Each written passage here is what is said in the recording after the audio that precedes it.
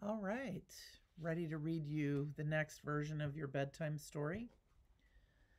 2:30 p.m. Wednesday, April 18th, 1906, San Francisco. Three huge fires burn in San Francisco. One swallows up the south, the other sweeps toward Chinatown in the east. But the ham and egg fire is the worst. It swallows whole city blocks.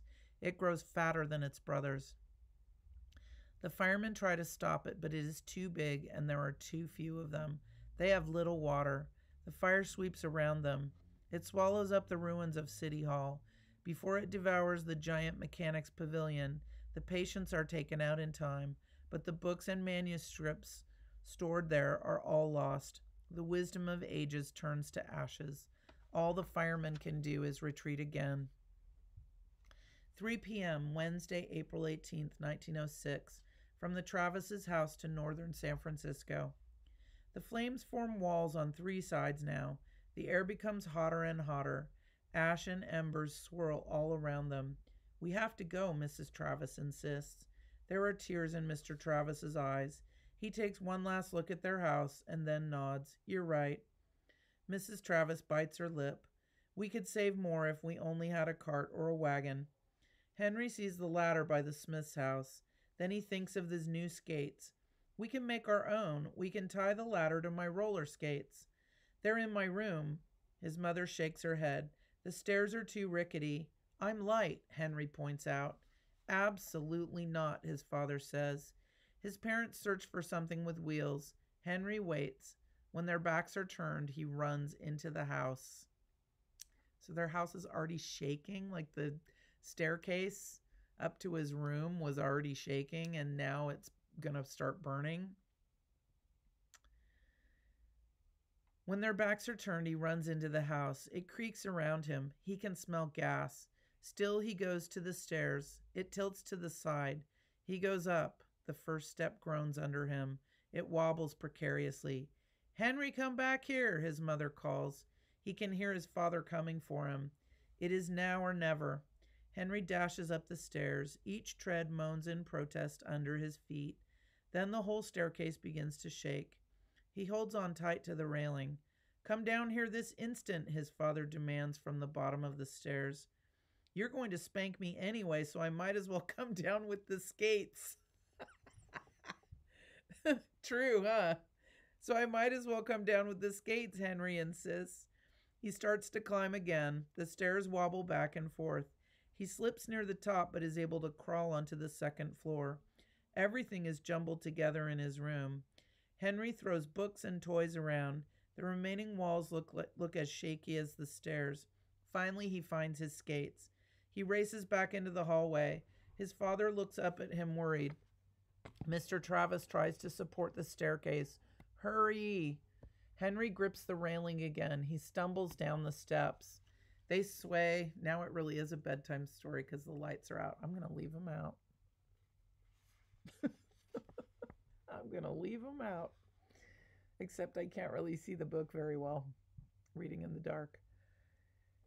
Henry grips the railing again. He stumbles down the steps. They sway like a boat deck in the storm. His mother grabs him from the bottom step. You are a very, very bad boy, she scolds, but I'm very proud of you. She draws him outside. His father quickly lashes the skates to the ladder. They pile all they can on top of it. They take long pots, a frying pan, dishes, silverware, food, and clothes. They will have to leave most of their belongings behind. I should have gotten blankets instead of this, but this will have to do. Mr. Travis adds his grandmother's lace tablecloth to the pile. Mrs. Travis holds up her umbrellas. We can't leave these behind. They'll just add to the weight, Mr. Travis complains.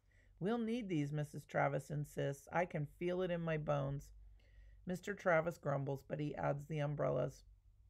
As a last precaution, Henry wraps rope around his waist, and then he ties the other end to Sawyer's collar. That's a really smart idea.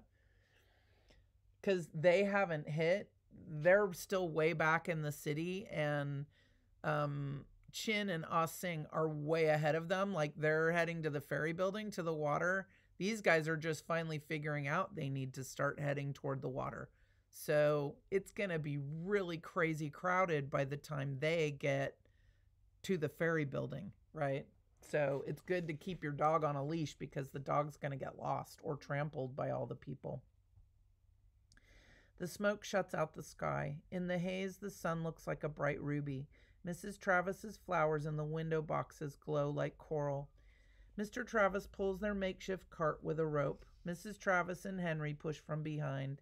The last of their neighbors are deserting their homes too. They walk to a big unburned street. A river of people flows north, away from the relentless flames. The street is jammed. The Travises cannot move fast. The ladder is hard to steer too. Then someone's cart breaks down and everyone moves around it. Desperately, its owners try to fix it. Sawyer has trouble walking. His legs are too short, so Henry slings him around his shoulders. They pass by sandlots full of tired people, sitting like statues upon their trunks and boxes. So when there's an emergency or a disaster like this, a lot of people go into shock, right? And when you go into shock, it means that your brain's not working clearly. You just kind of shut down. You're traumatized. You can't think straight. And so there are people who have just stopped and they're just sitting in the road, or they're just sitting by the side of the road, and they can't really think about what to do anymore. And so they're just sitting there, which means the fire's going to come and burn them or sweep over them, right? If they don't run or start moving. They pass by sandlots full of tired people sitting like statues upon their trunks and boxes. They are too weary to move. However, they refuse to abandon their belongings. They simply watch as the fire comes toward them. Mr. Travis shouts at them to leave. They ignore him. Other people begin to lighten their loads. They drop clothes, frying pans, pillows, even couches and chairs. The litter becomes an obstacle course. The Travises have to dodge around them. Behind them, the fire grows. Above it, black smoke fans outward like hair. Suddenly, the street explodes. So remember, there are gas mains under the street. So if the street starts to get hot, it's going to cause roads to explode. And back then, roads weren't paved. Some roads were, but all roads weren't paved with tar. A lot of roads were paved with stones, with cobblestones. Cobblestones are big, huge rocks.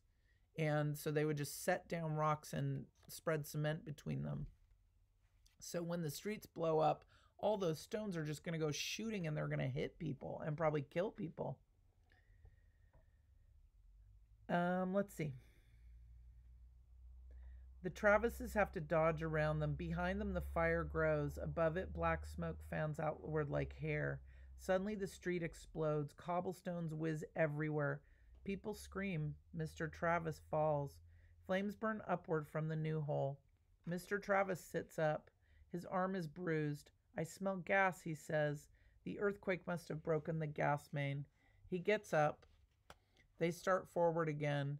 Boom, boom, boom. More spots blow up. More stones fly through the air. They duck and keep moving on. The east is hidden in smoke and flame. Henry Hope's chin has gotten away in time.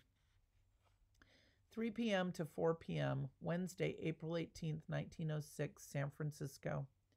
Most of the cisterns are empty now. The fire wagons cannot pump enough water from the bay to stop the 3 big fires. Creating a fire break is one way to battle a fire. A big space is cleared. With nothing to burn, the flames stop. In a few places that morning, the firemen have already used dynamite to create fire breaks. They blew up whole buildings. The flames could not spread across the rubble, because if the rubble's not made out of wood, then if it's just brick, then fire's not going to, it's not going to catch fire. Now the firemen make a desperate decision. They will dynamite everywhere. But soon near Chinatown, they run out of dynamite and they have to switch to black gunpowder instead. The firemen are not sure how much powder to use. They put too much in a burning building on the eastern side of Chinatown. The explosion sends flaming fragments high into the air. They rain down all over Chinatown. Fires quickly sprout up on a dozen roofs. A dozen becomes 2 dozen, and then 3. In no time, all of Chinatown is blazing. Again, the firemen pull back. So that was a bad move to not know how much gunpowder you were using. Oopsie. All right, we will stop right there. Thank you for joining me, and I hope you have a good night.